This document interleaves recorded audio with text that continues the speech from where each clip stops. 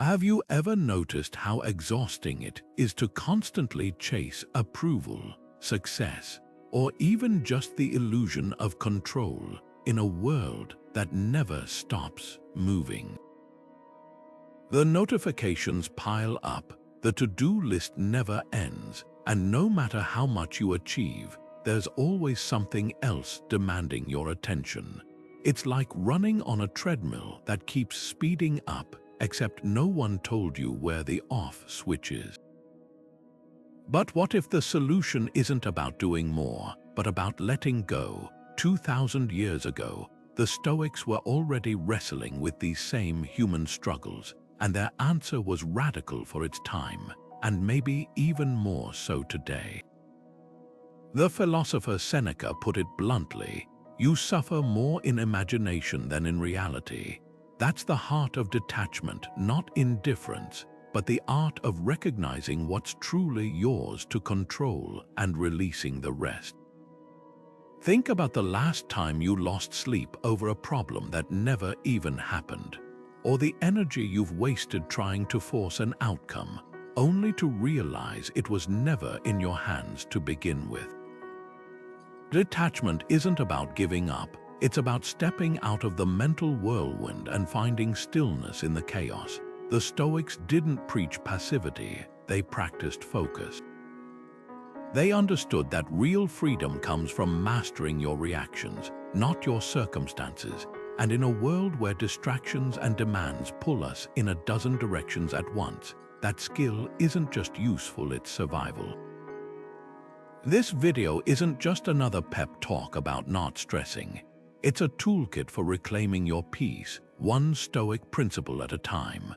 We'll explore how to spot the invisible weights dragging you down, how to separate what matters from what doesn't, and most importantly, how to build a life where balance isn't an accident, it's a choice. Because detachment isn't about losing something, it's about gaining the clarity to see what was always there. So if you're ready to step off that treadmill and into a calmer, more intentional way of living, you're in the right place. Let's begin. Detachment in Stoicism might sound like shutting off your emotions or pretending not to care, but that's the opposite of what the Stoics actually taught. Picture it more like stepping back from a crowded street to see the whole scene clearly, rather than getting lost in the chaos. The ancient teacher Epictetus put it this way: some things are within our control, while others are not.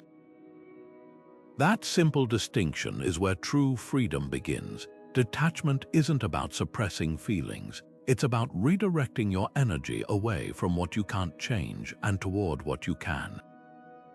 Modern culture often confuses detachment with coldness or apathy, as if the goal is to become emotionally numb. But Stoicism isn't about erasing your humanity, it's about refining it. Think of a surgeon who stays calm during an operation not because they don't care, but because their focus is sharpest when they're not tangled in panic.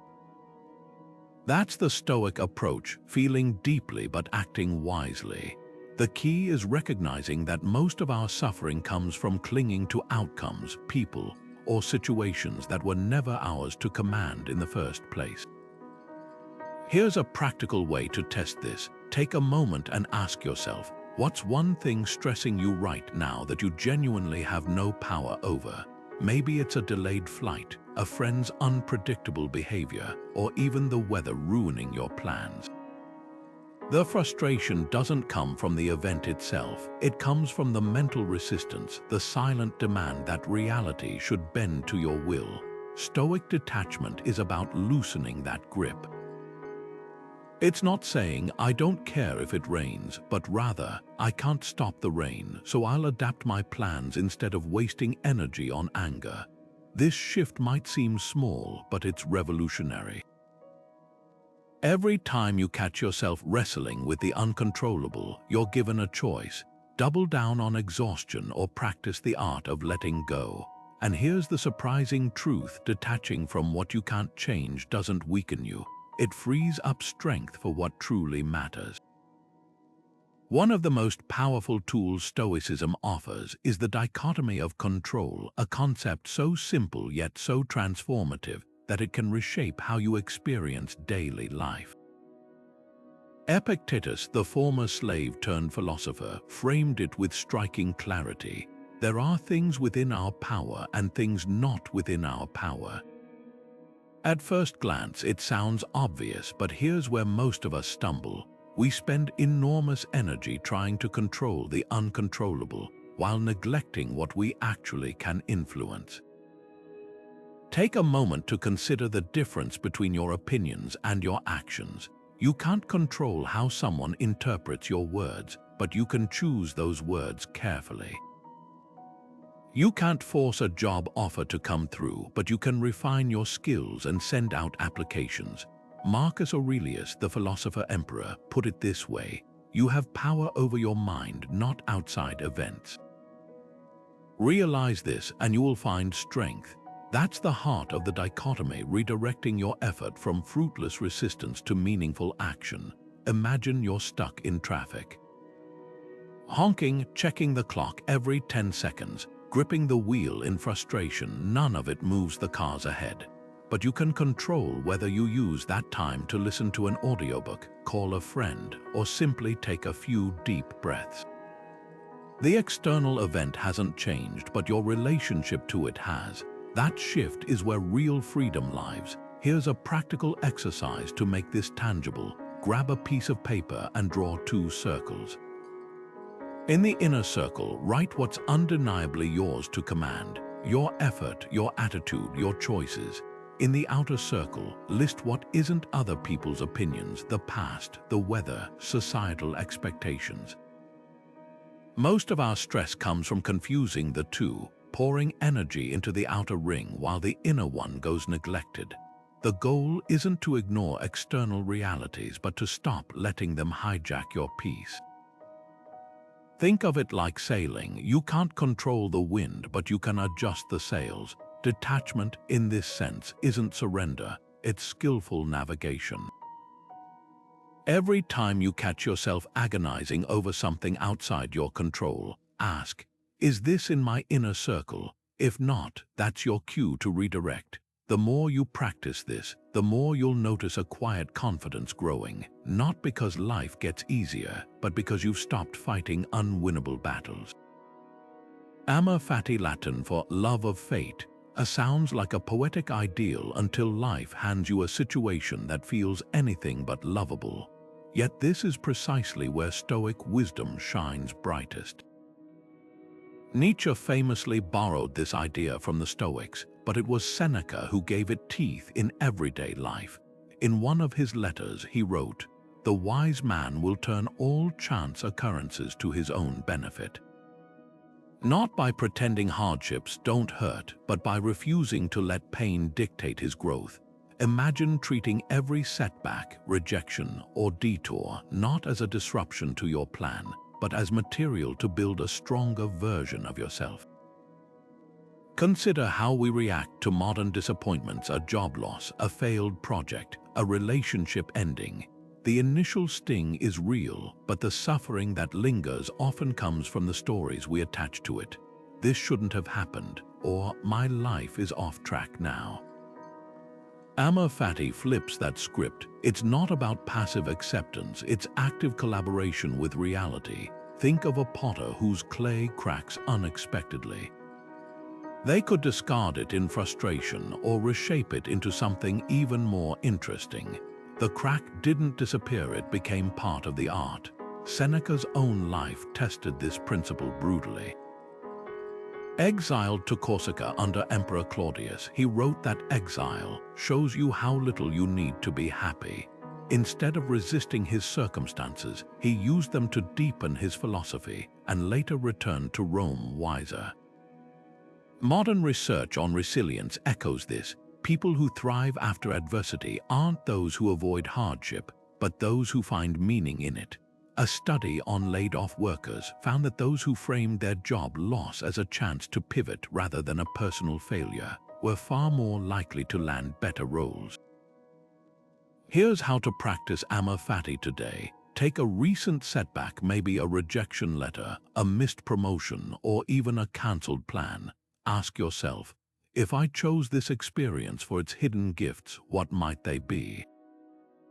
Perhaps that rejection freed you for an opportunity better aligned with your values. Maybe the cancelled trip taught you to appreciate quiet moments at home. The goal isn't to fabricate silver linings, but to train your mind to spot them naturally, like a muscle growing stronger with use. This mindset isn't about denying pain, it's about expanding your capacity to alchemize it. The Stoics knew what modern psychology confirms. We don't control events, but we do control what they mean to us. Amor Fati turns life's unexpected turns into fuel. After all, a ship doesn't complain about the wind. It adjusts its sails and moves forward. There's a reason firefighters train for worst-case scenarios before flames ever touch a building. Preparation strips fear of its power. The Stoics called this Premeditatio Malorum, the premeditation of evils, and it wasn't about pessimism, it was about inoculation. Picture Cato the Younger, the Roman statesman who practiced standing in the marketplace, dressed in rags, enduring insults from strangers. Why? To harden himself against the unpredictability of public life. When civil war erupted and his allies panicked, Cato remained steady.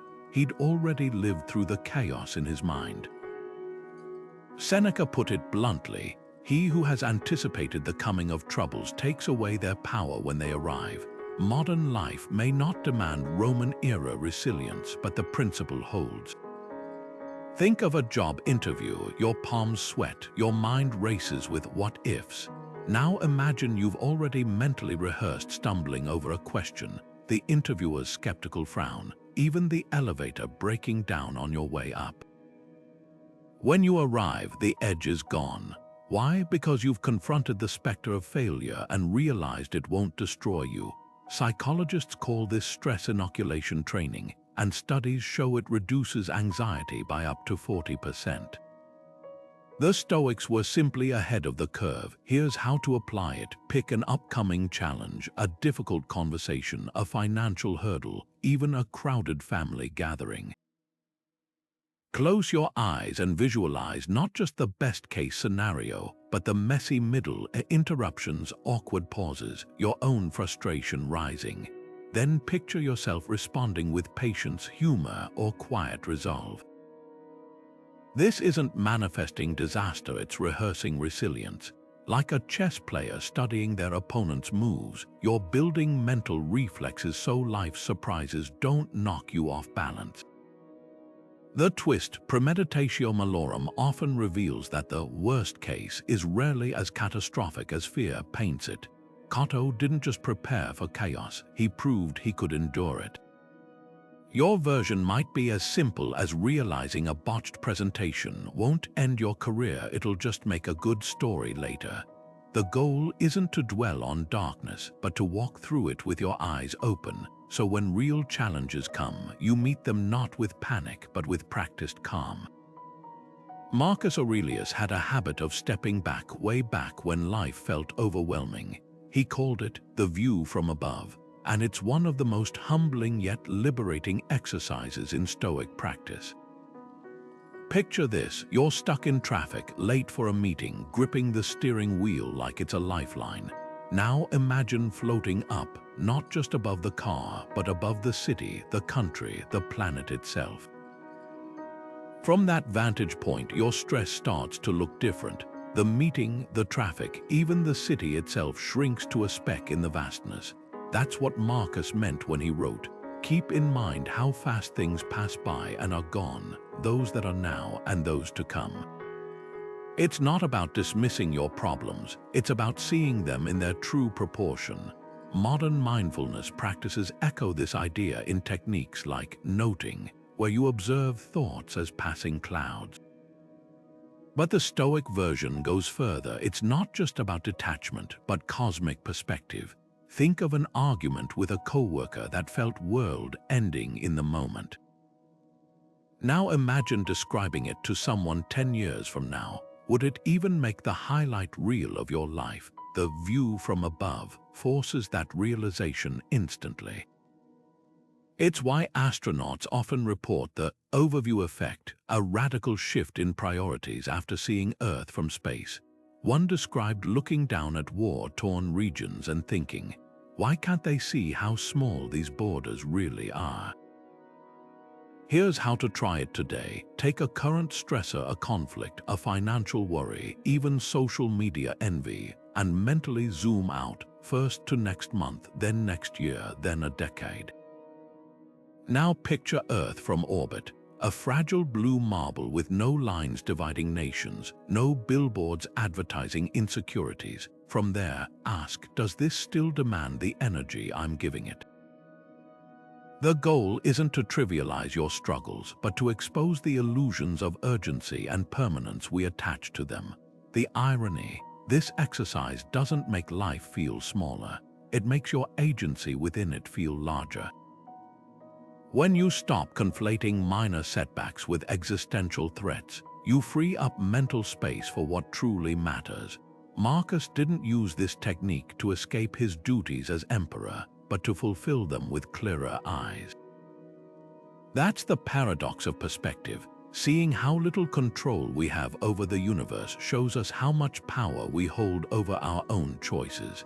Negative visualization sounds like the last thing you'd want to practice. Why deliberately imagine losing what you love? But this Stoic exercise isn't about fear-mongering. It's the antidote to taking life's gifts for granted. Picture waking up tomorrow to find your hands can't grip a coffee cup, or your best friend's number no longer rings through.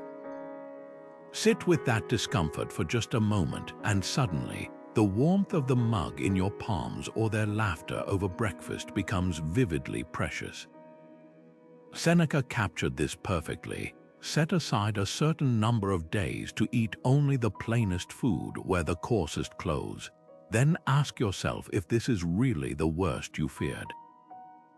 It's not about courting misery, it's about breaking the trance of entitlement that makes joy feel ordinary. Modern culture often mistakes this practice for toxic positivity's shadow, that forced, good vibes only mentality that papered over real pain with hollow platitudes. Negative visualization isn't pretending everything's fine. It's acknowledging fragility to deepen authentic appreciation. Think of it like holding a delicate glass sculpture. Toxic positivity says, don't think about dropping it, while Stoicism advises, feel its weight, notice the light through it, and you'll naturally hold it with greater care. Studies on gratitude journals reveal something similar. People who reflect on potential losses, not just counting blessings, experience up to 25% stronger emotional benefits. The contrast sharpens the focus. Here's how to bridge ancient wisdom to your daily life. Grab a notebook and write down 3 ordinary things you'd genuinely miss if they vanished tomorrow, not grand abstractions like health, but specifics. The way your dog's ears perk up when you open the cheese drawer, the hum of your neighborhood coffee grinder at 7 a.m., the weight of your child's head nodding off on your shoulder. Then for 1 week, pause when you encounter these moments. Let yourself feel their texture fully, as if you're memorizing them. Seneca warned, we suffer because we're surprised by loss, but nothing in life is immune to being taken. Negative visualization isn't morbid. It's the rehearsal that makes gratitude spontaneous. The paradox, by regularly touching the edges of loss in your imagination, you dilute its terror while amplifying joy's intensity. Like a photographer who learns to see light by studying shadows, you start noticing the glow in what was once background noise. That morning commute becomes a chance to watch sunlight through moving leaves. Your partner's annoying habit, the way they never screw the toothpaste cap back on, turns into a signature of their presence. This practice doesn't erase life's struggles, but it builds a reflex to anchor yourself in what remains when the storm hits. After all, you can't lose what you've already fully seen. Marcus Aurelius never intended his private writings to become one of history's most profound works of philosophy.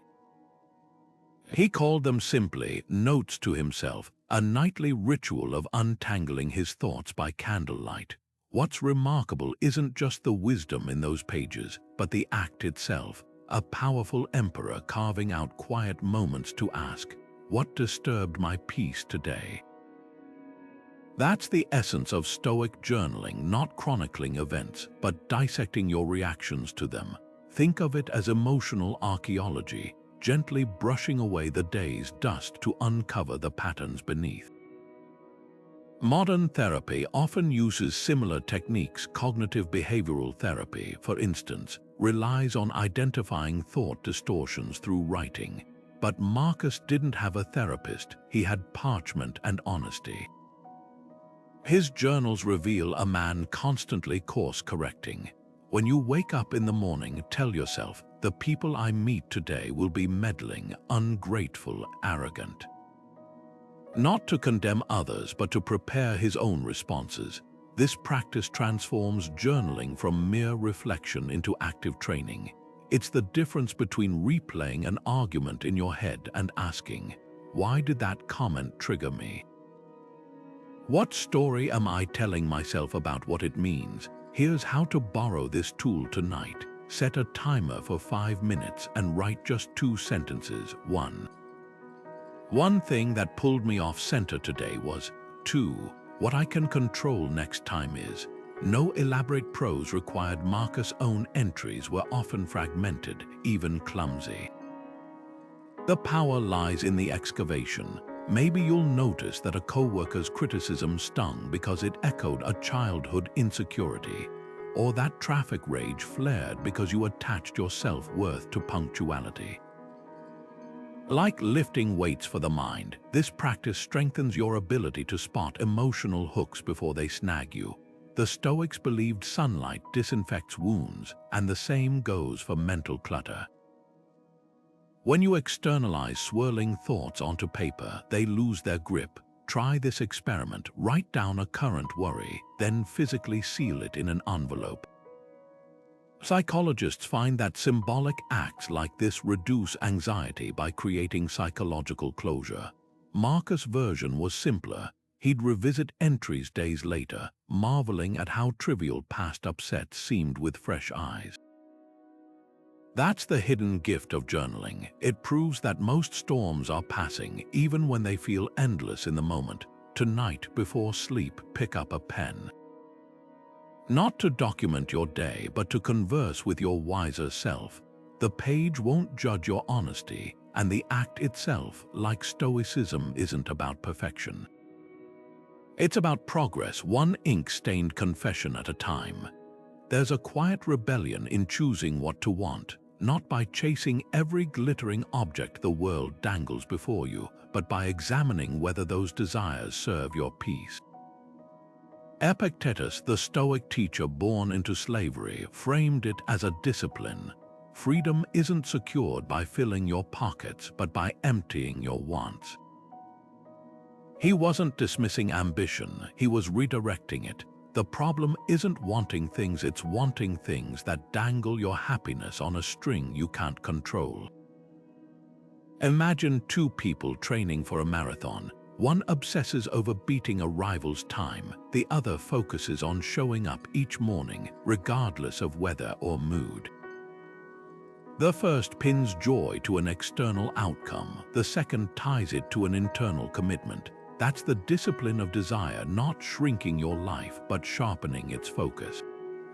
Modern culture often confuses desire with progress. We're told to crave promotions, likes, sleek cars, markers of success that hinge on others' validation. But what happens when the promotion goes to someone else, or the car loses its novelty? Stoicism asks a radical question.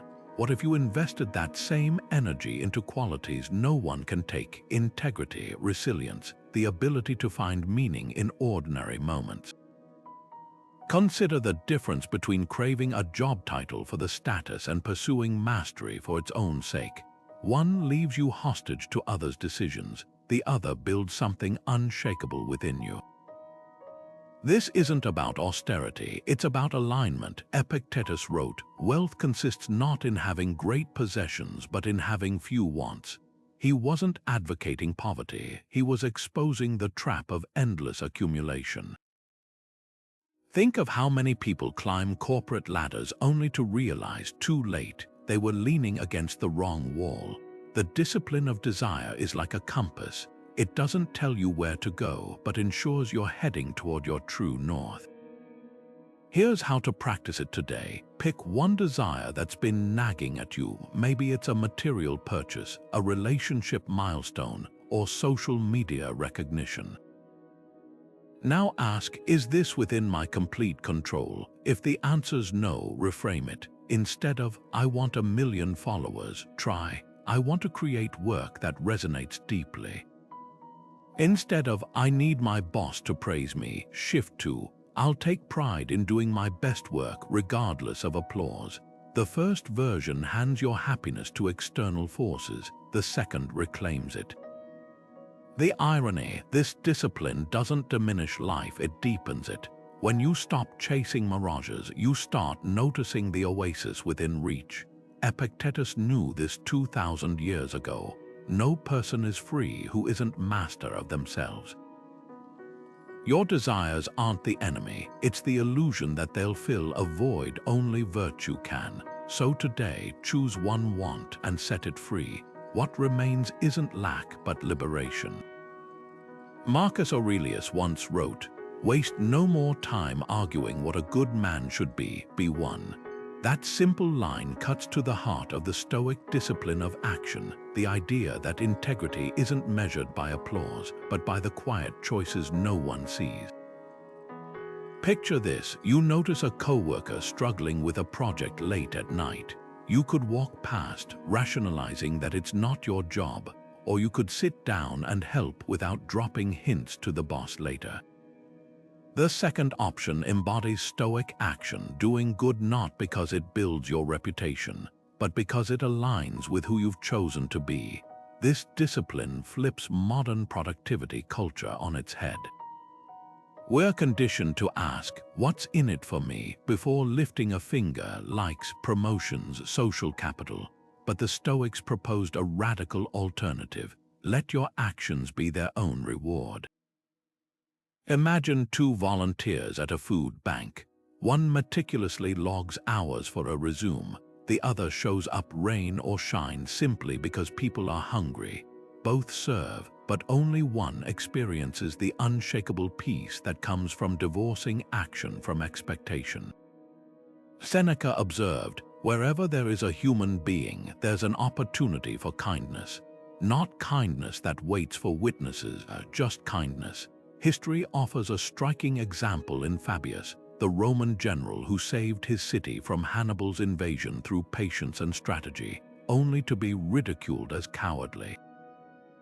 When victory finally came, his tactics were credited to others. Plutarch records Fabius' response. He hosted a feast for his critics. That's the discipline of action in its purest form, doing what's right even when misunderstanding follows. Modern psychology confirms this approach. Studies on intrinsic motivation show that people who act from internal values rather than external rewards report higher long-term satisfaction. Here's how to practice it today. Choose one small act, returning a lost wallet without fanfare, mentoring someone anonymously, even picking up litter on your walk. Then deliberately avoid mentioning it. Notice the urge to be recognized and let it pass like a cloud. Marcus wrote, "The fruit of this life is good character and acts for the common good." Not plaques on walls or praise in meetings, just the private knowledge that you showed up as your best self.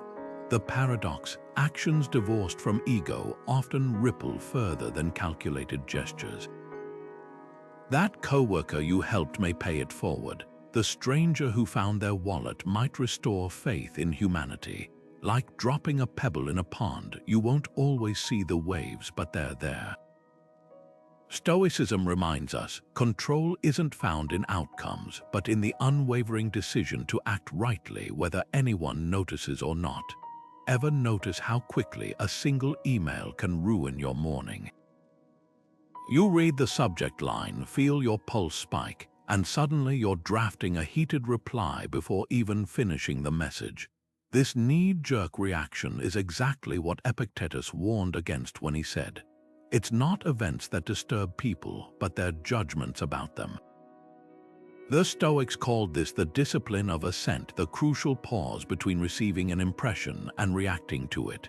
Think of it like a mental airbag deploying in slow motion. That split-second delay could mean the difference between a thoughtful response and a regretful one. Modern life bombards us with triggers disguised as facts: a coworker's terse message, a stranger's dismissive glance, even a news headline designed to provoke. The discipline of assent asks us to interrogate these impressions before accepting them as truth. Imagine your phone buzzes with a text from your partner, "We need to talk." Your stomach drops as you mentally replay every possible offense. But what if you'd pause to consider, maybe they want to plan a surprise or discuss a mundane household detail? The words haven't changed, only the story you attached to them. Research from Columbia University confirms this. Our brains often confuse perception with reality, filling gaps with worst-case scenarios. The Stoic practice disrupts that autopilot. Epictetus, who endured slavery before becoming a philosopher, had brutal first-hand experience with unjust treatment. Yet he taught that no one can insult you without your consent, not because the words don't sting, but because their power depends on your validation. Picture someone shouting insults in a language you don't understand. The noise exists, but the meaning you assign is optional. This isn't about suppressing emotions, it's about creating space to choose your interpretation.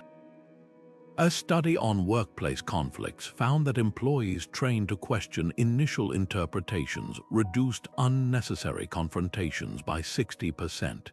Here's how to practice this today. Next time you feel reactive, whether to a social media comment or a friend's cancellation, try the 3 gates of assent. 1. Is this impression undeniably true?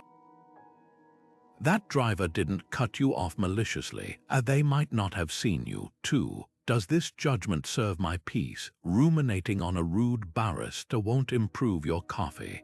3. What's a more empowering story? My boss's criticism isn't personal, it's data to help me grow.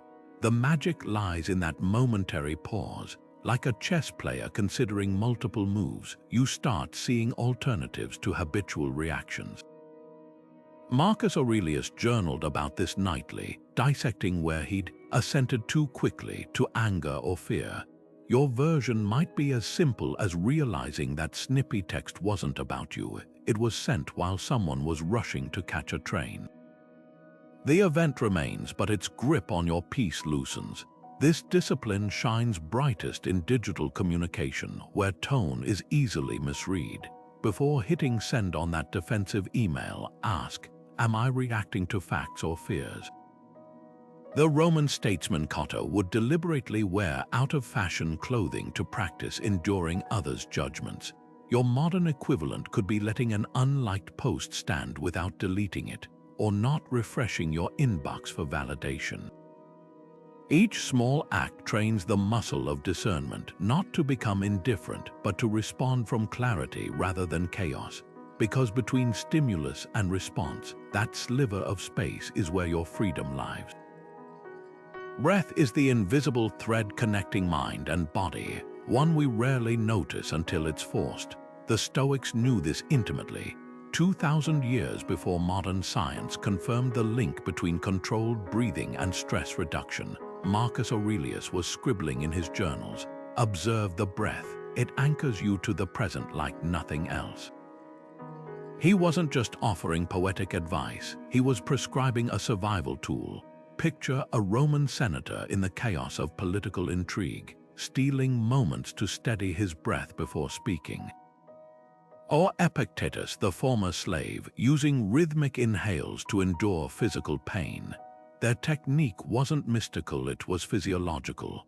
When you slow your breath, you're dialing down your nervous system's panic button, signaling safety to a brain wired for threat detection. Modern research validates this ancient hack. A Harvard study found that deliberate breathing exercises reduce cortisol levels by up to 30% in as little as 5 minutes. Navy SEAL use box breathing to stay calm in combat, while elite athletes employ similar methods to quiet pre-race nerves. The magic lies in the vagus nerve, a biological superhighway connecting lungs to brain. Deep breaths stimulate this nerve like a reset button, switching your body from fight or flight to rest and digest. The Stoics didn't have fMRI machines, but they grasped the principle: control the breath, and you create a buffer between external chaos and internal peace.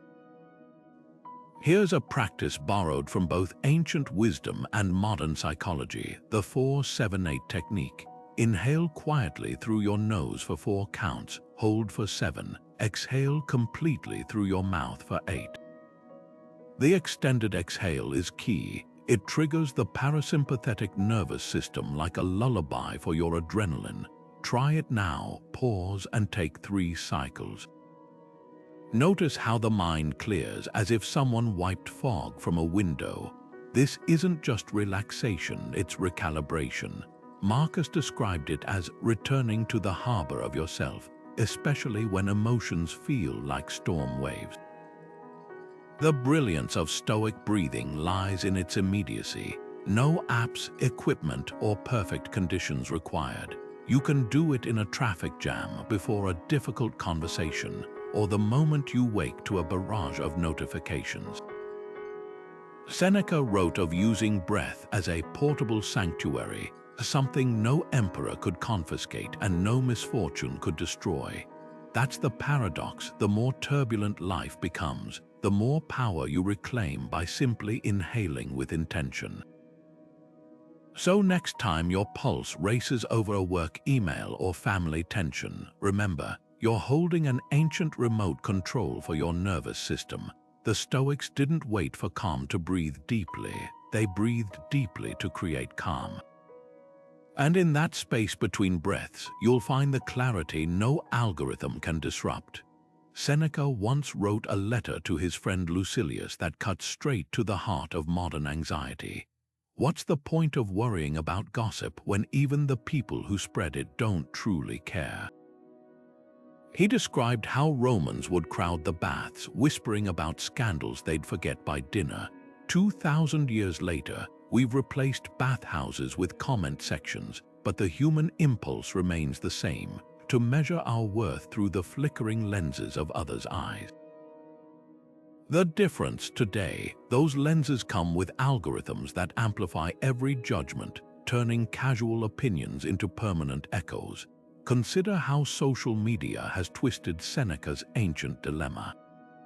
You post a photo, maybe it's a candid moment with your child or a meal you cooked with care. Then comes the wait, that tiny hit of dopamine when likes roll in, the sinking feeling when they don't.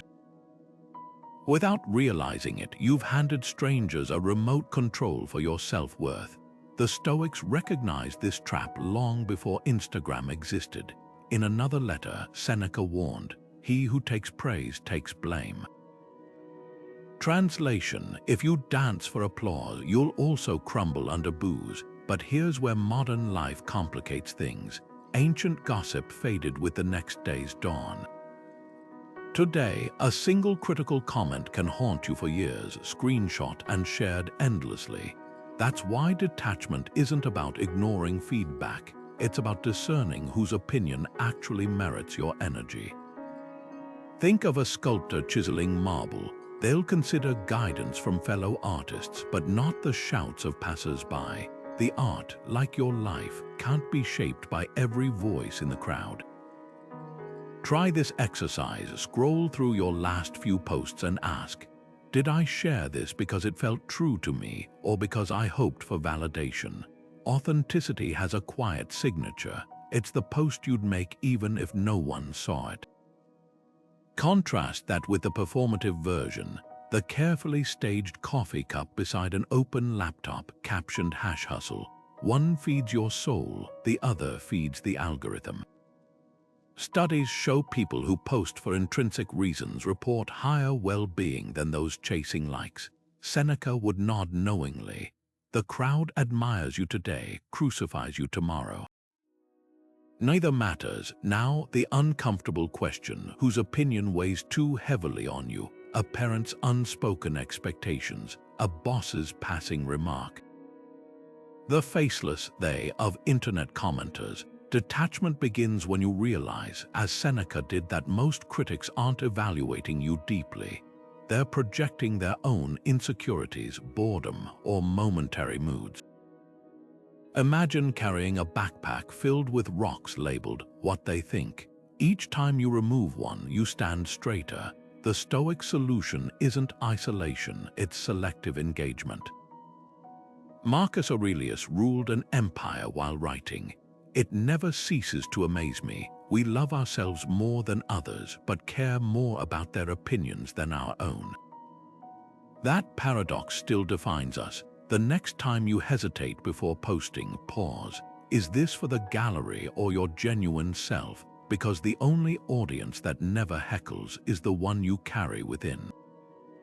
Epictetus once observed, "We have 2 ears and 1 mouth so that we can listen twice as much as we speak." This wasn't just clever anatomy, it was a survival strategy. In ancient Rome, where a misplaced word could cost you your standing or even your life, Stoics mastered the art of strategic silence. Today, we face a different danger, drowning in our own noise. Think about the last time you sat through a conversation already composing your response instead of hearing the other person. Or the pointless online debate that left you exhausted, your words dissolving into digital ether. The Stoics called this wasting your breath, not because words lack power, but because true power comes from knowing when to hold them. Modern research reveals just how rare listening has become. One Harvard study found the average person interrupts within 17 seconds of someone else speaking. Social media amplifies this impulse, turning discourse into a competition where the loudest or most inflammatory voice wins. But here's what gets lost in the cacophony. Silence isn't passive. It's the space where understanding grows. When Marcus Aurelius wrote, "Receive without pride, let go without attachment," he wasn't just talking about possessions, he was describing the discipline of receiving others' words without ego's interference. Consider the difference between 2 colleagues in a meeting. One waits for pauses to assert their ideas. The other absorbs what's said, noticing the unspoken tensions in the room. Who gains more insight? Who builds deeper trust? The Stoics understood that silence isn't empty, it's fertile ground.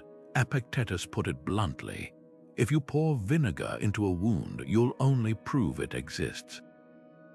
Every unnecessary argument, every reflexive defense pours that vinegar.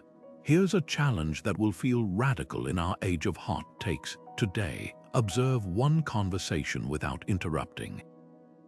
Not just pausing politely, but actively listening to the words, the pauses, the emotions beneath. Notice when the urge to speak rises and question it. Is this adding value or just asserting presence? Like a gardener learning to distinguish weeds from seedlings, you'll start recognizing which of your words nourish and which choke. The irony, in holding silence, you often gain more influence. Ancient diplomats knew this. They'd let adversaries fill the quiet with concessions. Modern negotiators use the same tactic, but the deeper reward is self-knowledge. Seneca noted that in solitude we meet ourselves, in silence with others we meet them. So next time you're tempted to jump into an online fray or dominate a discussion, ask, is this serving my growth or just my pride? Sometimes the wisest Stoic act is letting the unspoken speak. Seneca's most piercing work isn't about grand philosophy, it's about time. on the shortness of life reads like a 2,000-year-old intervention for our modern obsession with busyness. He writes, "Life is long if you know how to use it," then delivers the gut punch most people don't. They're like sailors so preoccupied with swabbing the deck, they never notice the ship drifting off course. Fast forward to today, and we've upgraded from swabbing to scrolling endless loops of news feeds and notifications that leave us exhausted yet empty. The Stoic question isn't, how much can you cram into a day? But what deserves to occupy your limited hours? Consider two people with identical schedules. One spends their commute doom scrolling through social media. The other listens to an audiobook on philosophy. Both had no time, but only one chose to reclaim it. Seneca called this the difference between being occupied and being enriched. He watched wealthy Romans complain about their packed calendars while wasting hours at chariot races and banquets. His solution wasn't austerity, it was audit. He urged readers to track time like a frugal merchant tracks coins, asking, "Does this expense justify itself?" Modern time management apps would call this logging hours. Stoics call it waking up before life slips away. The trap isn't leisure itself, it's unconscious consumption. Watching a film that moves you versus binge watching out of habit. Gaming to connect with friends versus gaming to numb stress. The line between nourishment and anesthesia is thin but critical. Seneca observed, "People are frugal in guarding their personal property, but as soon as it comes to squandering time, they're most wasteful." We'd never pour our savings into a pit, yet we routinely pour days into activities that leave no trace in our memories or growth. So here's the challenge: reclaim just 1 hour this week, not by waking earlier or sleeping less, but by intercepting autopilot. Maybe it's the 20 minutes spent refreshing emails that could become a walk with your journal. The 30 minutes of reactive scrolling before bed that could transform into reading Marcus Aurelius. Seneca's genius was recognizing that time stolen from distraction isn't just gained, it's multiplied. An hour invested in learning compounds into sharper decisions.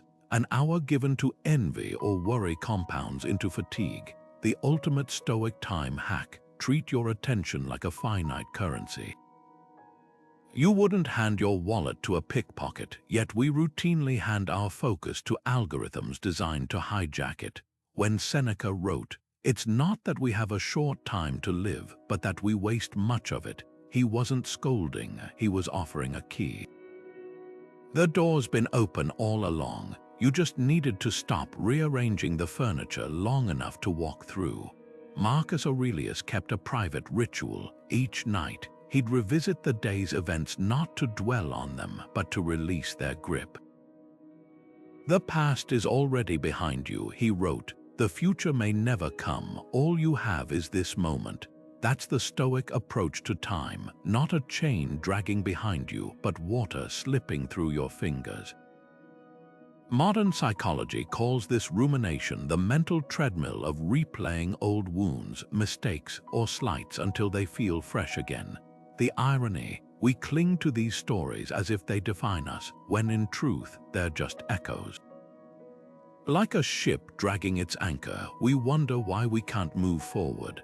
Think about the last time you replayed an argument in your head long after it ended. The words didn't change, but your suffering grew with each repetition. Rumination isn't reflection, it's mental arson, burning down the present to keep the past warm. The Stoics knew this trap well. Seneca warned, "We're punished not by the past, but by our refusal to leave it." Neuroscience confirms this. Studies show rumination activates the same brain regions as physical pain. The past isn't hurting you, your rehearsal of it is. Here's where Stoicism offers a practical lifeline: the mental declutter. Not some vague, just let go, but a concrete ritual Marcus himself used. Once a week, take 10 minutes to write down an old story you've been carrying, a rejection, a failure, a betrayal. Then ask 3 questions. 1. Does revisiting this serve my growth or just my self-pity? 2. What lesson have I already extracted here? 3. What would it feel like to lay this down? The goal isn't to erase memory, but to drain its emotional venom. Like archiving old files, you're not denying they exist. You're just freeing up mental RAM. Consider the Japanese art of kintsugi, where broken pottery is repaired with gold lacquer.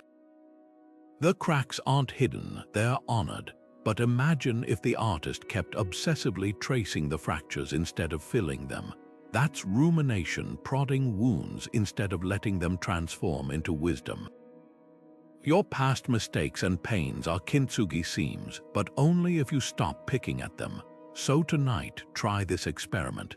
Light a candle and name one old story you're ready to release, not because it didn't matter, but because holding it no longer serves you.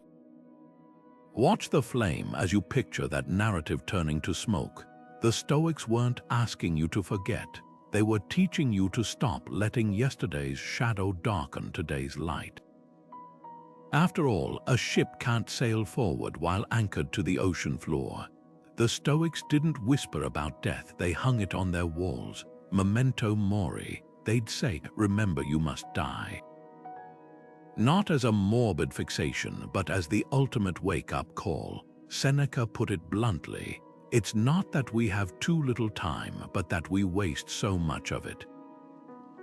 Picture a Roman general riding through the streets in a victory parade with a slave whispering in his ear, all this glory is temporary. That's the Stoic twist. Mortality isn't a threat, it's the sharpener that puts an edge on how you live. Modern life does the opposite. We act like we're immortal, scrolling endlessly, postponing dreams, tolerating toxic relationships, all while muttering, someday. But here's the paradox the Stoics uncovered. When you stare death in the face, life becomes vivid. Take Steve Jobs' famous Stanford speech after his cancer diagnosis. Remembering I'll be dead soon is the most important tool I've ever encountered to make big choices. That's Memento Mori in action, not fear, but fuel. Try this thought experiment. If a doctor told you this was your last year, what would you stop tolerating immediately? The soul-crushing job, the grudges eating your peace. Notice how quickly clarity emerges when time feels scarce. Yet here's the truth Seneca hammered home. That urgency shouldn't wait for a diagnosis. Every sunset is a tiny death, an irrevocable closing of a day you'll never get back. Procrastination isn't just laziness, it's a denial of mortality.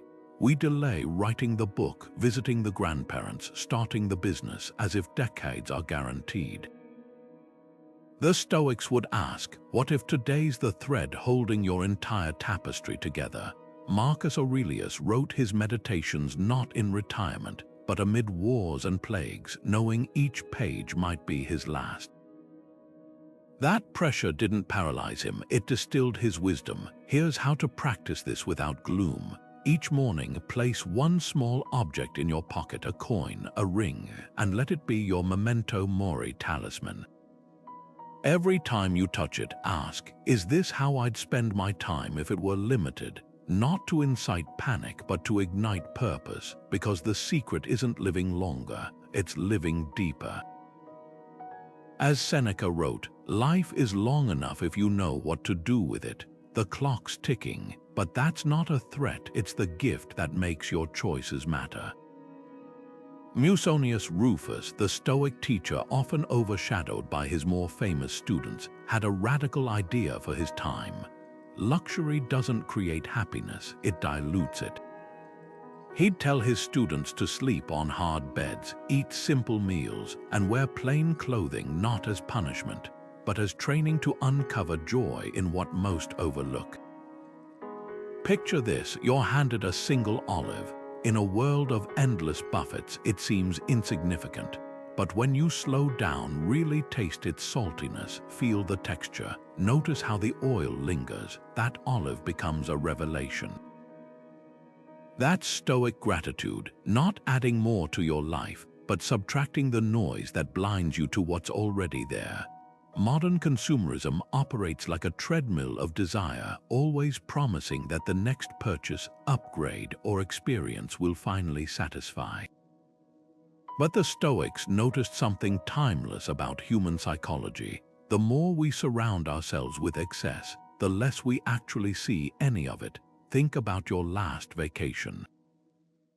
Were you so busy capturing photos for social media that you forgot to feel the sand between your toes? Or the last time you ate a meal while scrolling, barely registering the flavors? Musonius called this the poverty of abundance, a state where having so much leaves you nourished by so little. Here's where Stoic gratitude flips the script. It's not about denying yourself pleasure, it's about rescuing pleasure from becoming background noise. Take something as ordinary as your morning coffee. When you drink it mechanically, it's just caffeine delivery. But when you pause, inhale the aroma, notice the warmth of the cup, savor the first bittersweet sip, you're practicing what Rufus preached. Neuroscience backs this up. Mindfulness practices like deliberate savoring increase gray matter in brain regions linked to joy. The Stoics didn't have MRI machines, but they knew this truth instinctively, that attention is the alchemist that turns the mundane into the sacred. Try this today. List 3 mundane joys you typically rush past. Maybe it's the weight of your cat curling into your lap, the sound of rain against the window, or the way sunlight slants across your desk in the afternoon. Write them down not as bullet points but as tiny stories. Describe the cat's purr vibrating through your legs, the rhythm of raindrops like nature's metronome, the dust motes dancing in that sunbeam. This isn't just poetry, it's resistance training against the numbing effect of modern life. The contrast with consumer culture couldn't be starker. Advertisements whisper that gratitude comes from acquiring the new car, the latest gadget. Stoicism whispers back, gratitude comes from noticing. When Marcus Aurelius wrote, "When you arise in the morning, think of what a precious privilege it is to be alive," he wasn't gazing at a palace vault. He was reflecting on breath in his lungs and light in his eyes. That's the secret. The more ordinary the object of your gratitude, the more extraordinary its power to ground you.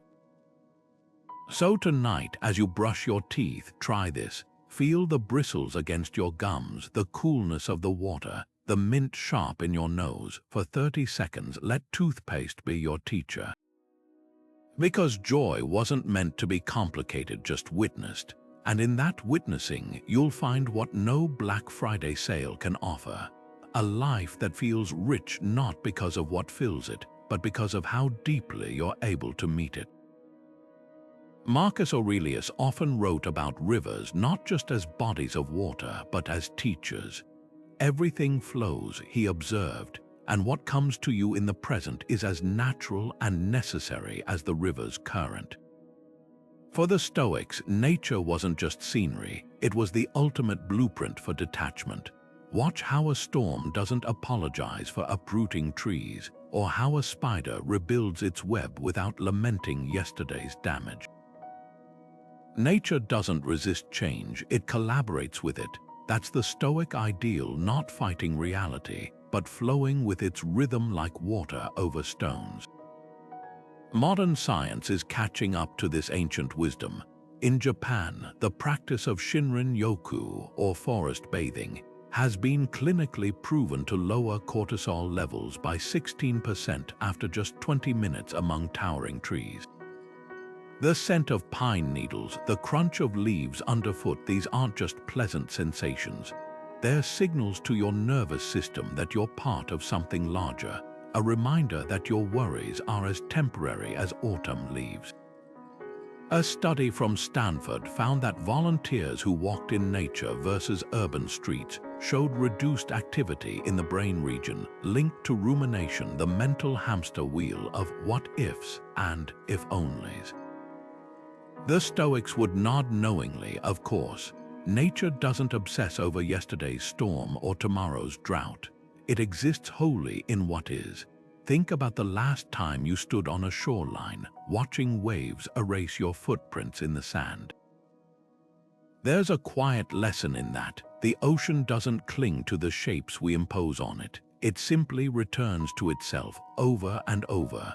Marcus wrote, "Let the part of you that governs be undisturbed by the waves of flesh."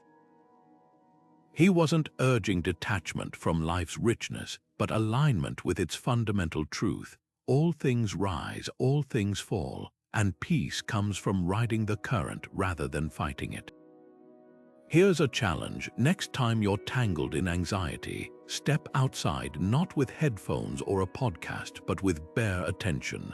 Notice how the wind moves through grass without needing permission, how clouds dissolve without drama. Ask yourself, when did nature last calm me? Maybe it was the weight of your dog sleeping against your leg, or the way dawn light turned your kitchen window into gold. These aren't escapes from reality, they're returns to it. The Stoics didn't see nature as a vacation from human struggles, but as a mirror showing us how to move through them. The deeper truth: you are nature, your breath the same rhythm as tides, your bones made of the same minerals as mountain rock.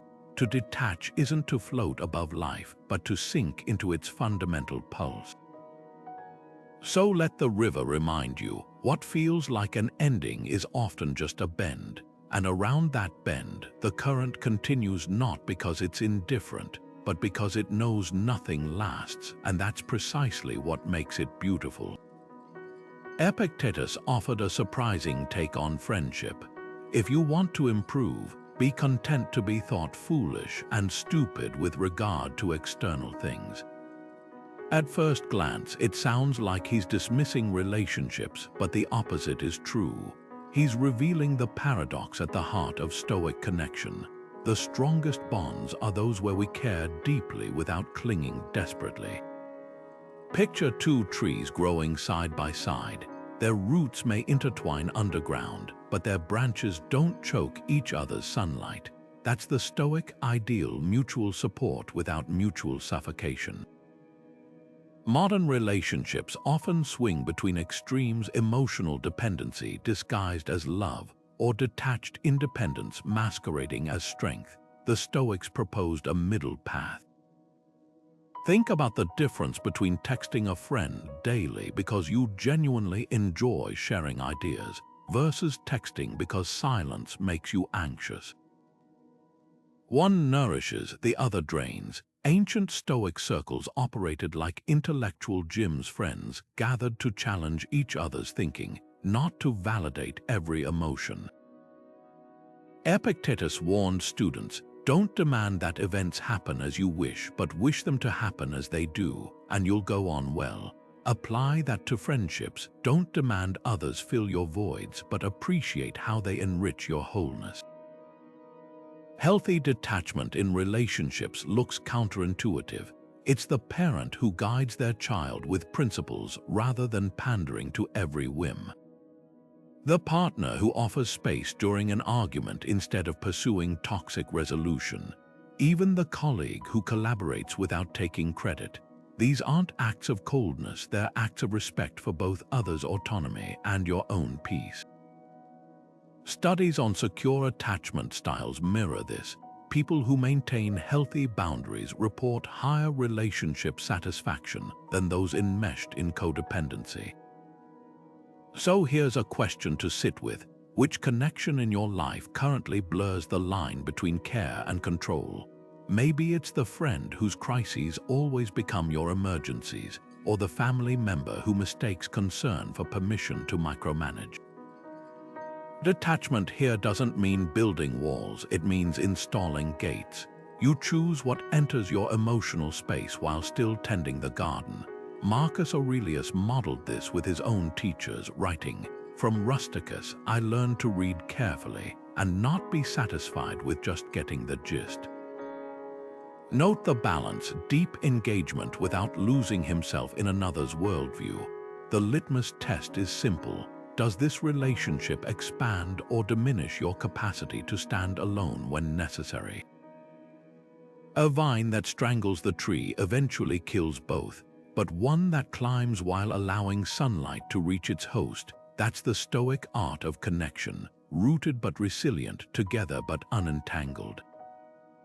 And in that space between closeness and freedom, you'll find the rare friendships that endure precisely because they aren't needed, only chosen. Seneca once described a gladiator stepping into the arena not fixated on whether the crowd would cheer, but on executing each move with precision and courage. That image captures the Stoic art of detachment from outcomes, pouring your best into the effort while releasing your grip on how it's received. In our world, we've twisted this into a relentless focus on results, promotions, wins, likes, as if they're the only measure of worth. But here's the truth the Stoics uncovered centuries ago. You control your dedication, not the standing ovation. Think of an athlete training for years, only to lose a race by milliseconds. Society calls it failure. Stoicism calls it a masterclass in showing up. The ribbon fades, but the discipline forged in those pre-dawn workouts remains. Take job applications, a modern arena where this plays out brutally. You tailor your resume, craft a cover letter with care, then wait for a response that may never come. The Stoic approach: celebrate the work itself, the clarity you gained about your skills, the courage to put yourself out there. Seneca wrote, "The gladiator judges himself by how he fights, not by whether he wins." That's not consolation, it's liberation. When you shift focus from the hiring manager's inbox to your own growth, rejection loses its sting. A study on job seekers found those who framed rejections as practice landed roles faster than those obsessing over outcomes. Why? Because detachment from results fuels persistence, the one trait every successful person shares.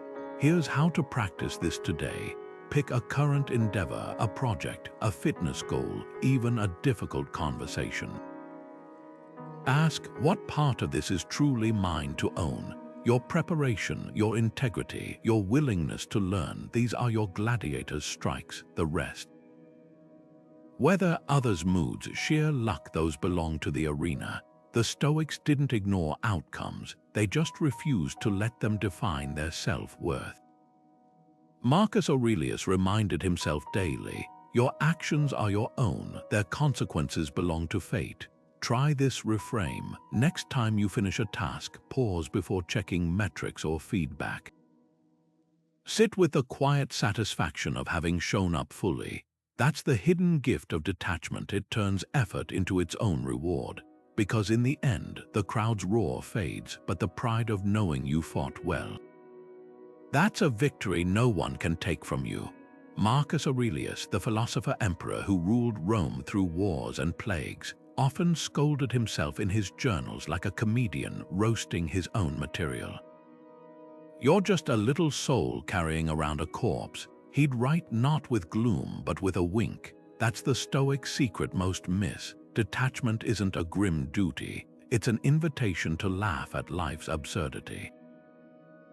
Picture Marcus draped in imperial purple, tripping on a loose cobblestone. The old-school reaction, fury at the servant who failed to fix it. His actual response: probably a chuckle and a note to self. Even emperors stumble, how ridiculous. Modern life serves up endless opportunities to practice this. Your coffee spills on your shirt before a meeting. The Wi-Fi dies mid-presentation, classic Stoic material. The difference between suffering and satire isn't the event, it's the lens. Psychologists call this cognitive reappraisal, but the Stoics were there first. When you reframe frustration as comedy, you drain its power. A study on hospital workers found those who used humor during crises reported 30% less burnout. Why? Because laughter is the ultimate act of detachment, a way to acknowledge chaos without being consumed by it. Here's the twist: playfulness isn't passive. It's a rebellion against the tyranny of taking yourself too seriously. Seneca wrote letters mocking his own wealth, calling his lavish villa training wheels for poverty. Epictetus, the former slave, joked that if someone insulted him and it wasn't true, the insult wasn't his problem, it was theirs. These weren't avoidance tactics, they were mental jiu-jitsu, flipping life's throes into throes of laughter. Try this today. When a minor annoyance strikes: a missed train, a shattered phone screen, pause and ask, how would a sitcom script this scene? Maybe the barrister who misspelled your name as Lizard instead of Liz just gave you a free alias. Perhaps the universe conspired to cancel your plans so you'd discover the joy of an empty evening. The goal isn't to deny irritation, but to outwit it. After all, as Marcus reminded himself, the cucumber is bitter, throw it away. There are brambles in the path, step around them. Nothing more is needed. Stand-up comics understand this instinctively. They mine life's frustrations for punchlines, transforming hecklers into collaborators. Your turn. Today's spilled coffee isn't a disaster, it's material. And you're not the victim of the joke, you're the one holding the mic. Epictetus dropped a truth bomb that still echoes through the ages. Between stimulus and response, there is a space. In that space is our power to choose. That tiny gap, fractional, almost invisible, is where Stoic detachment becomes real. Picture this: your boss criticizes your work in front of the team. Your face flushes, your jaw tightens, and the words, "that's unfair," are already on your tongue. The Stoic pause is that millisecond where you catch the words before they leap, like a judo master sidestepping an opponent's lunge. It's not about suppressing emotion, it's about inserting consciousness where habit used to rule. Modern neuroscience confirms this ancient wisdom. Studies using fMRI scans show that when we react impulsively, the amygdala, the brain's alarm system, hijacks the prefrontal cortex where rational decisions are made. But when we pause, even for 3 seconds, we reactivate the prefrontal cortex like hitting a reset button. The Stoics didn't have brain scanners, but they knew this instinctively. Imagine Epictetus as a bartender in a wild Roman tavern, sliding a glass of water across the counter before letting you answer an insult. Drink first. Then decide. Here's where it gets personal. Think back to a recent moment when anger or embarrassment hijacked you, maybe a snarky comment from a relative or a driver cutting you off. Now replay it with a pause inserted, not freezing like a statue, but creating just enough space to ask, what's the most useful version of me here? A client once told me how this practice transformed her marriage. During an argument, she started counting 3 breaths before responding. The first time, her husband froze mid-yell, thinking she was having a medical emergency. But soon, those pauses became contagious. Conflict didn't disappear, it became constructive. The magic lies in reframing reaction as responsibility, literally, the ability to choose your response. Seneca described anger as brief insanity and advised visualizing a mirror during heated moments, not to check your hair, but to witness the distortion of your own face. Try this today. Set a phone reminder labeled Pause Practice. When it chimes, whatever you're doing, typing, walking, scrolling, stop for 3 breaths and notice your mental state. You're not just building a habit, you're excavating that space Epictetus described, 1 breath at a time. The paradox: the more you practice pausing for small irritations, the spilled coffee, the slow elevator, the more instinctive it becomes for life's real quakes. Like a fire drill for your emotions, you're training your mind to locate exits when the heat rises, because in the end, detachment isn't about having no reactions. It's about no longer being a puppet to them. Seneca once described his era's distractions with eerie relevance to our own. People are frugal in guarding their personal property, but as soon as it comes to squandering time, they are most wasteful. Swap property for data, and he could be critiquing modern life. Imagine him watching a crowded subway car today, every head bowed, thumbs scrolling, faces lit by the glow of endless content. The Stoics didn't have smartphones, but they understood the deeper trap. Distraction isn't just stealing our hours, it's eroding our capacity to be present in our own lives. Consider the paradox of your phone. It's a portal to global knowledge, yet how often do you unlock it with intention versus reflex? One study found the average person touches their phone over 2,000 times a day, not because they need to, but because their brain has been conditioned to crave the dopamine hit of a new notification. Seneca warned about this 2,000 years ago. To be everywhere is to be nowhere. He was talking about social climbers flitting between banquets, but the principle holds. Your brain can't deeply engage with a book, a conversation, or even your own thoughts when it's constantly tugged by digital sirens. This isn't a call to abandon technology, it's an invitation to reclaim agency. The Stoics practiced what we might call a mental Sabbath, carving out sacred space for reflection. Marcus Aurelius wrote his meditations at dawn before the demands of empire intruded. Epictetus taught students to start each morning with stillness, asking, "What's essential today?" Their version of a screen wasn't a phone but the chatter of Roman gossip, and they knew silence was the antidote. Here's your challenge tonight: declare a Stoic Sabbath, just 30 minutes where screens go dark, not as punishment but as reclaiming what Seneca called your sovereign self. No podcasts while cooking, no scrolling while waiting, no background TV. Instead, try this: light a candle and watch the flame. Write 3 sentences about today's highs and lows in a notebook. Walk around the block noticing nothing but your breath and the sounds around you. The goal isn't productivity, it's presence. You'll likely feel the itch to reach for your phone. That's the point. Each time you resist, you're strengthening what psychologists call response inhibition, the muscle that lets you choose instead of react. Seneca described this as owning your time, and modern science backs him up. Even brief digital detoxes improve focus, sleep, and emotional regulation. The irony: that 30 minutes offline might feel empty at first, but it's in that emptiness that you'll rediscover something rare: yourself. So tonight, let your phone rest.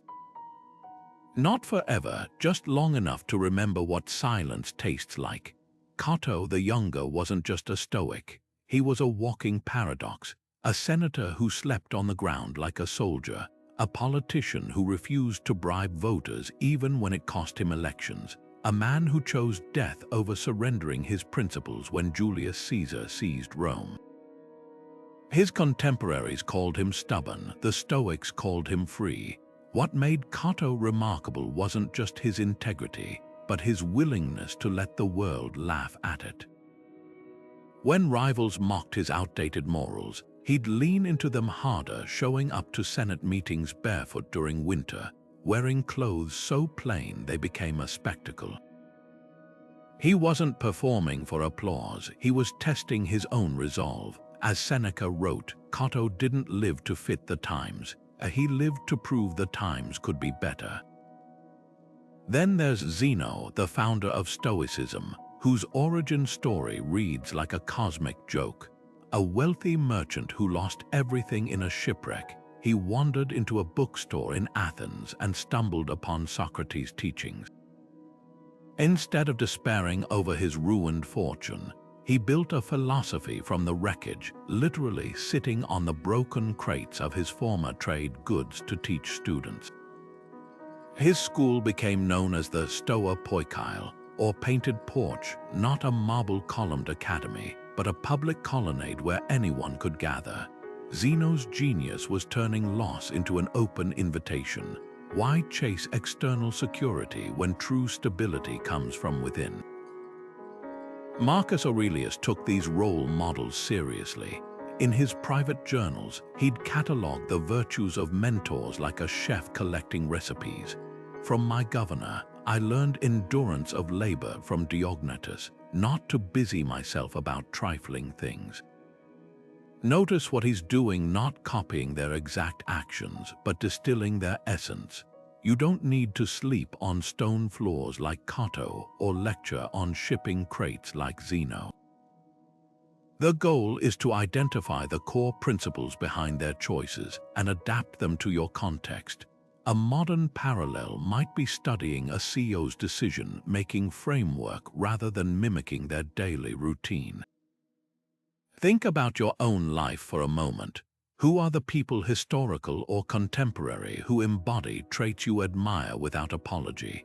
Maybe it's a grandparent who faced hardship with quiet dignity, a colleague who speaks truth even when it's inconvenient, or even a fictional character whose resilience inspires you. The key is to study them like Marcus studied Rusticus, not to clone their lives, but to reverse engineer their wisdom. When a mentor's actions confuse you, ask, what principle guided this choice? How could that apply in my world? Here's the twist: Stoic role models aren't flawless idols. Cato's stubbornness sometimes hurt his cause. Zeno's early writings were lost because he cared more about teaching than preserving his legacy. Even Marcus, ruling an empire, constantly berated himself in his journals for falling short. That's the point. They weren't saints but students. As Epictetus put it, if you want to improve, be content to appear clueless. Your mentors aren't there to intimidate you with perfection. They're proof that progress beats polish every time. So try this exercise tonight. List 3 people, real or imagined, living or dead, who have demonstrated virtues you value. Next to each name, write one specific moment when they embodied that quality. Then the Stoic question, not how can I be like them, but how can their best choices inform mine? Because role models aren't meant to be followed, they're meant to help you find your own North Star. As Marcus scribbled on the eve of battle, waste no more time arguing what a good person should be. Be one, not a copy, but your own original version. Epictetus had a blunt morning reminder for his students. First, say to yourself what kind of person you want to be, then do what you have to do. That's the Stoic sunrise challenge, not reaching for your phone, but for your intention. Imagine waking up and immediately diving into the chaos of news alerts, work emails, and social media comparisons.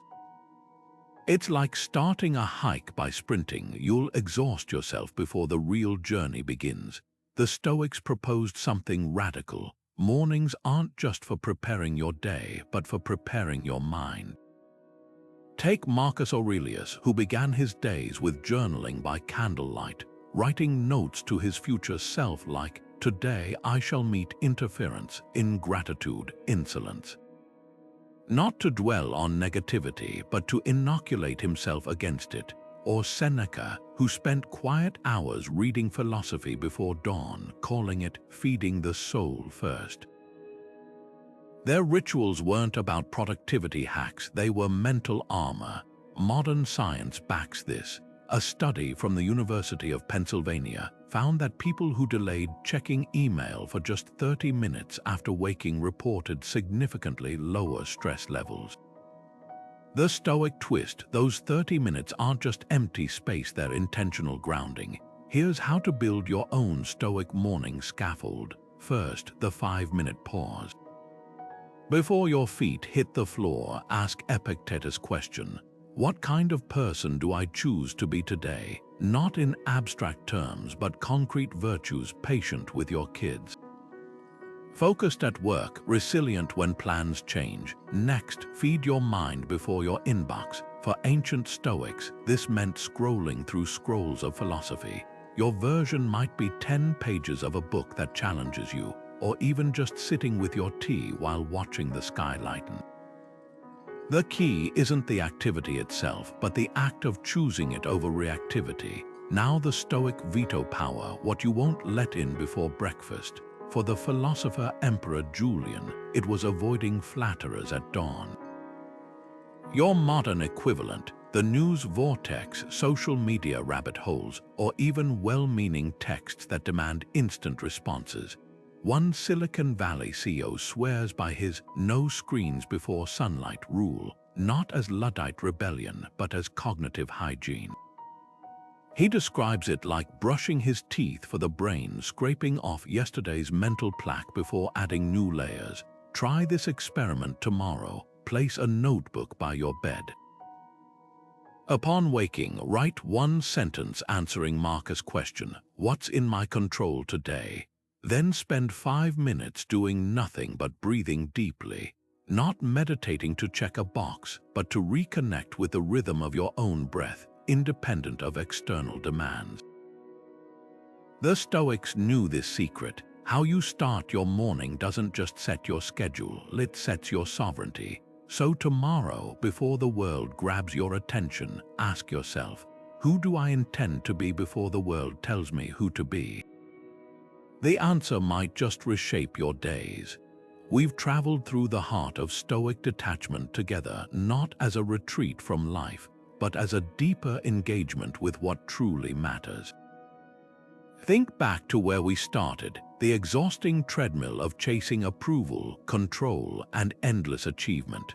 The Stoics offered a radical alternative, not by numbing ourselves to the world, but by sharpening our focus on the only things we can truly command: our judgments, our efforts, and our presence in each unfolding moment. This isn't philosophy for its own sake. It's a toolkit for reclaiming your peace in a chaotic world. Detachment, as we've seen, is the art of distinguishing between what's yours to shape and what's beyond your reach. It's the realization that while you can't control the storm, you can always adjust your sails. Remember Epictetus' dichotomy, the inner circle of your actions and attitudes, and the outer ring of external events. Or Marcus Aurelius' view from above, shrinking petty grievances to their true size. These aren't abstract ideas, they're lifelines for the moments when life feels overwhelming. That argument with a loved one, the job rejection, the unexpected setback, each becomes manageable when you ask, is this mine to change? If not, where can I redirect my energy? And resilience, that's where Stoicism shines brightest, not as rigid indifference, but as the flexibility to collaborate with reality. Amor Fati taught us to love fate, not because every twist is pleasant, but because every twist is material for growth. Like the Japanese art of kintsugi, where broken pottery is repaired with gold, our cracks don't diminish us, they become part of our strength. Seneca, exiled and stripped of wealth, wrote some of his greatest letters from that very hardship. His lesson, adversity doesn't define you, your response does. But here's the heart of it all: detachment is freedom. Freedom from the tyranny of others' opinions, from the addiction to constant achievement, from the illusion that happiness lies somewhere other than here. As Marcus Aurelius wrote in his final reminder to himself, you have power over your mind, not outside events. Realize this, and you will find strength. That strength isn't found in some distant future where everything aligns perfectly. It's here now, in the choices you make today. So let's end with a challenge, one that turns philosophy into action. This week, choose just one Stoic tool to practice. Maybe it's the morning pause, asking, what kind of person will I be today, before the world interrupts? Or the evening journal reflection, releasing what no longer serves you. It could be as simple as catching yourself before reacting to a text, inserting that sacred pause between stimulus and response. Don't try to overhaul your life overnight. Mastery comes in inches, not leaps. If this journey resonated with you, consider joining our community of modern Stoics. Hit that subscribe button for more timeless wisdom. Because the real measure of philosophy isn't in what we discuss, but in how we live. And as Marcus would say, waste no more time arguing what a good life should be. Live 1, your path starts